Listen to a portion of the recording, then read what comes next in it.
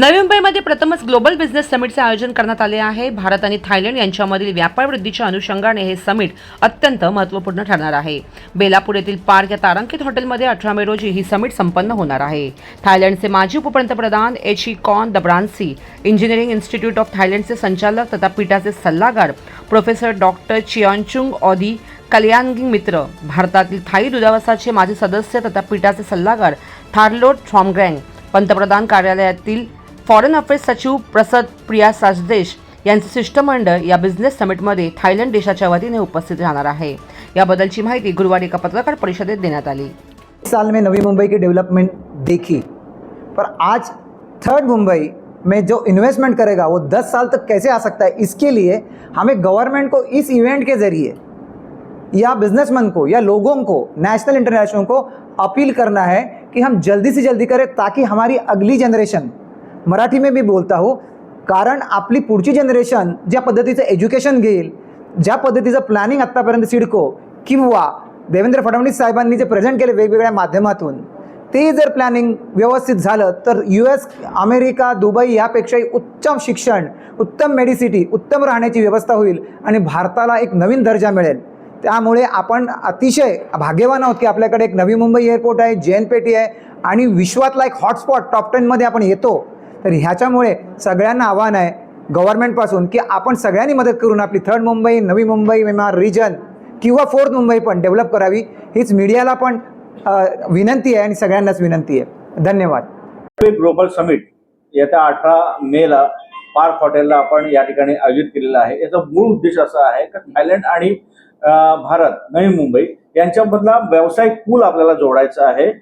ज्या पद्धतीने आपले हजारो लाखो पर्यटक थायलंडला जातात, त्या तिकडची प्रगती बघतात, त्यावेळेला आपल्याकडच्या उद्योजकांच्या मनात सहज येतं का आपला सुद्धा या ठिकाणी एक छोटासा उद्योग असला तर, पण कसं करायचं, का कसं ते शक्य होईल, या सगळ्या प्रश्नांची उत्तर आमच्या या समिटमध्ये मिळणार आहेत। तुम्हाला जर तिथे इन्व्हेस्टमेंट करायचं, आपला छोटा का असेल, आपण आपला उद्योग जर तिथे सुरू करायचा असेल तर या ठिकाणी आम्ही अशा प्रकारचे प्रामाणिक बोलवलेत आणि थायलंडचे तिकडचे जे अथॉरिटीज आहेत, जे तिकडे तुम्हाला कोणत्याही प्रकारची अडचण येऊ नये यासाठी प्रयत्न केला जाणार आहे। म्हणजे तो आपली इन्व्हेस्टमेंट तिथे होऊ शकते आणि त्याचबरोबर नवी मुंबईमध्ये जे थायलंडचे जे तिकडचे उद्योजक आहेत त्यांना जर नवी मुंबईत या ठिकाणी जर इन्व्हेस्टमेंट करायची असेल तर तो प्लॅटफॉर्म सुद्धा आपण या ठिकाणी उपलब्ध करून देणार, जेणेकरून भारत आणि थायलंड या दोघांमधला व्यावसायिक पूल या ठिकाणी होणार आणि नवी मुंबईमध्ये आपण तो या ठिकाणी इनिशिएटिव्ह घेतो आणि नवी मुंबईच्या लोकांना जास्तीत जास्त याचा फायदा व्हावा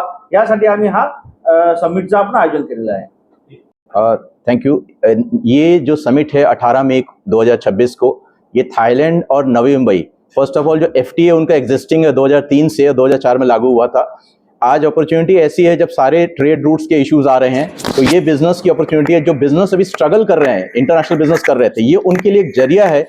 आइए, थाईलैंड के साइड के बिजनेस आ रहे हैं, ब्यूरोक्रेट्स आ रहे हैं, गवर्नमेंट के लोग आ रहे हैं, इधर से बिजनेसेस आ रहे हैं जो मिलेंगे और देखेंगे कि कैसे बिजनेस मिलके कर सकते हैं। तो इसमें एक नेटवर्किंग भी होगी, इसमें बिजनेस डील्स भी साइन होंगी और इसमें आपके बहुत से जो डाउट्स हैं कि थाईलैंड के साथ हम कैसे बिजनेस करेंगे, वो बहुत से दूर होंगे। इस तरह से थाईलैंड जो कंट्री हम लोग इतने समय से जानते हैं एक टूरिज्म की तरह, वो अब एक बिजनेस के लिए भी इंपॉर्टेंट बन जाएगी। और खासकर ये थर्ड मुंबई या हम नवी मुंबई बोलें, जिसका इतना डेवलपमेंट हो चुका है, कनेक्टिविटी इतनी अच्छी है, तो इसका बेनिफिट बिजनेसेस को यहाँ मिलना चाहिए, क्योंकि बिजनेस एक जगह संकुचित रह के नहीं किया जा सकता। बिजनेस का उद्देश्य होना चाहिए, जितना आप अपनी टेरिटरी बढ़ाएंगे और जहां डिमांड है वहां केटर करेंगे, तो थाईलैंड में वो डिमांड है। तो ये इसका समिट का ये उद्देश्य है कि आप लोग को एक प्लेटफॉर्म देना जिस पर आप अपने बिजनेसेस को बढ़ा सकें, दोनों साइड से, एक्सपोर्ट इंपोर्ट JVs करके।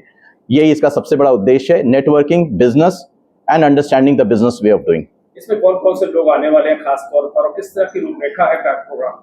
इसमें देखिए, जो promotional export investment trade association जो सबसे बड़ी अब संस्था है, जो थाई गवर्नमेंट से सपोर्टेड है और इंडियन गवर्नमेंट भी उसे रिकग्नाइज करती है, उसके चेयरमैन प्रिय सजदेश, उसके बाद थाई के नेशनल सिक्योरिटी चीफ से लेके वो सब आ रहे हैं और FTA के ऑफिशियल्स उधर से आ रहे हैं। इधर से भी गवर्नमेंट के ऑफिशियल्स अटेंड कर रहे हैं, मिनिस्टर्स आ रहे हैं, प्लस यहाँ इंडस्ट्री एसोसिएशंस के चीफ्स और बिजनेसेस अटेंड कर रहे हैं। तो दोनों साइड से गवर्नमेंट, ब्यूरोक्रेटिक लोग और बिजनेसेस मिलने वाले हैं। यस। क्या आप उम्मीद कर रहे हैं कि इस ग्लोबल समिट के बाद क्या बदलाव देखने के लिए मिलेगा? इस ग्लोबल समिट के बाद जो बिजनेस डील्स और जो नेटवर्किंग होंगी उससे पक्का यहाँ के बिजनेसेस को अपने प्रोडक्ट्स थाईलैंड में बेचने का मौका मिलेगा। थाईलैंड वालों के जो रॉ मटेरियल प्रोडक्ट्स यहाँ रिक्वायर्ड है, दोनों को एक रास्ता मिलेगा और एक तरीका मिलेगा कि कैसे हम लोग आराम से बिजनेस कर सकते हैं, जिसके बारे में अभी तक काफी लोगों को डाउट्स हो सकते हैं, जो ये दूर हो जाएंगे। विभिन्न क्षेत्र में जो उद्योजक है उनको आपके माध्यम से क्या सजेस्ट करें? किसके लिए? जो उद्योजक है इंडिया में उनको ये उनको हम ये सजेशन देंगे, देखिए बिजनेस अगर बढ़ाना है तो आपको आज की डेट में अपने दायरे और अपने एरिया के बाहर निकलना पड़ेगा और वो जगह ढूंढनी पड़ेगी जहां आप आराम से बिजनेस समझदारी से कर सकें। बिजनेस उत्तेजना से नहीं होता है, बिजनेस दिमाग से होता है, और दिमाग का मतलब है जब आप बैठ के एक दूसरे को समझते हैं। तो ये जो संस्था के थ्रू हम ऑर्गेनाइज कर रहे हैं, यू बिजनेस मीट्स के थ्रू, ये एक प्लेटफॉर्म है जिसमें आपको ये दिमाग टाइम के साथ मिलेगा जब इंटरेक्ट करेंगे 18 मई को आके इस प्रोग्राम में एक दूसरे के साथ।